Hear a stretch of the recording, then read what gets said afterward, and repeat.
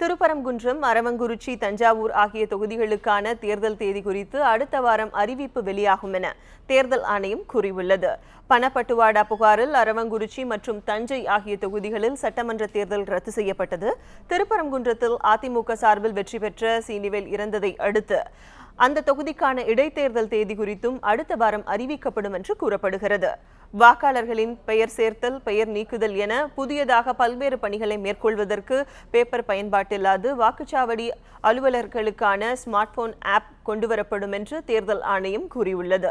வாக்குச்சாவடி அலுவலர்களுக்கான பிரத்யேக ஆப் மூலம் வீடு வீடாக சென்று அவர்கள் வாக்காளர்களின் தகவல்களை சரிபார்க்க முடியும் என்றும், தமிழகத்தில் முதன்முறையாக அந்த ஆப் பயன்பாடு சென்னையில் அறிமுகப்படுத்தப்படும் என்றும் தேர்தல் ஆணையம் கூறியுள்ளது.